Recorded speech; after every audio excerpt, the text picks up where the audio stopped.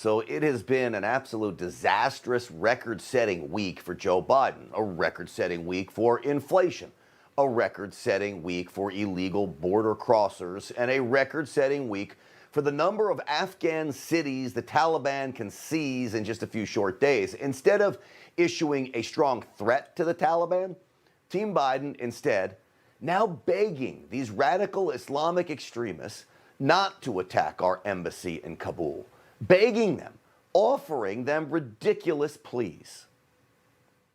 The Taliban also has to make an assessment about what they want their role to be in the international community. The international community is going to watch closely how the Taliban behaves. Their role in the international community? Is Joe Biden's press secretary so naive that she doesn't understand the Taliban's sole role in the international community is to lop all our heads off? They are violent, deadly terrorists, not weak, delusional diplomats. Someone must understand this, though, because the State Department just ordered all sensitive documents in the embassy in Kabul to be destroyed as embassy staffers prepare for a swift evacuation. And the mission that we've been assigned is to support the State Department's reduction in personnel by the end of the month. And so that's what we're focused on. That's the timeline we're focused on. And if we need to adjust, either way, left or right, we'll do that. But we're going to always be looking at the security conditions in the ground. This never should have happened. By the end of the month, the Taliban could control Kabul by the end of the weekend. Look, in April, the Wall Street Journal reported we had 2,500 troops in Afghanistan. Now, quietly, we are sending 3,000 back to help American embassy workers safely evacuate. So think about this.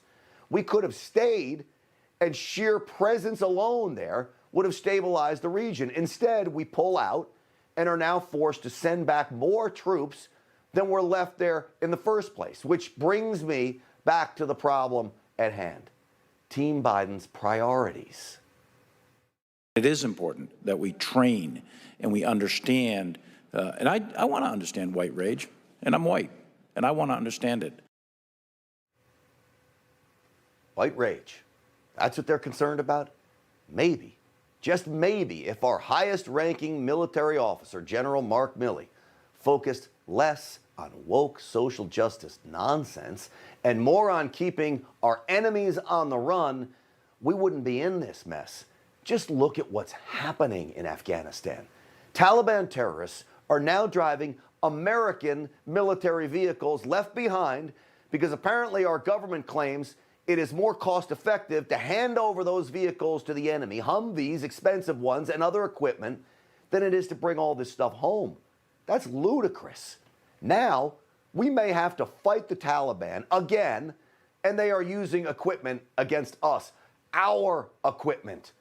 So Joe Biden claims also to care about women too, right? How many times have we heard that from the Biden administration? But right now, as we speak at this moment, the Taliban is going door to door in Afghanistan, kidnapping Afghani women and girls to forcefully marry Taliban jihadists. You know what this amounts to? It amounts to sex slavery.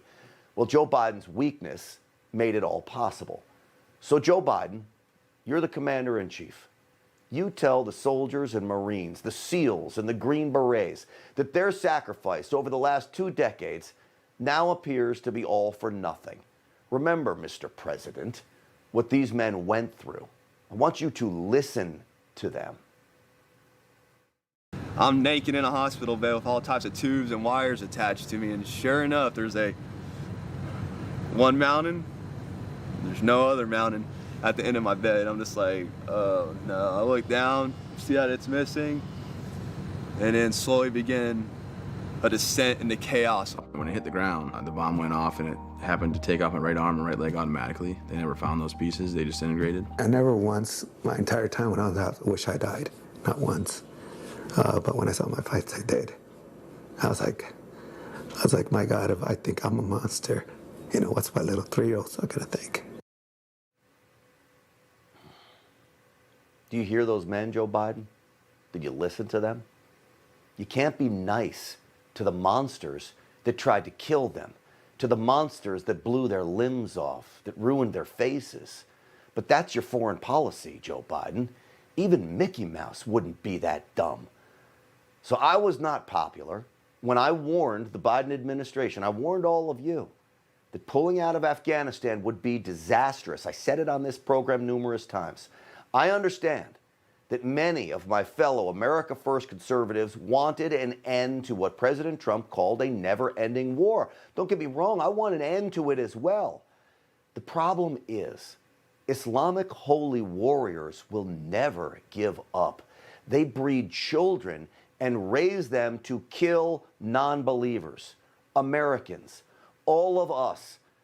They would like nothing more than to march us out on the beaches of Long Island or underneath the Santa Monica Pier and lop all our heads off. They will never stop this quest, which is why fighting them in the remote, far-off places like Afghanistan is far better than fighting them here. Our military, under President Trump's leadership, forced the Taliban into hiding. We dealt both ISIS and al-Qaeda devastating blows.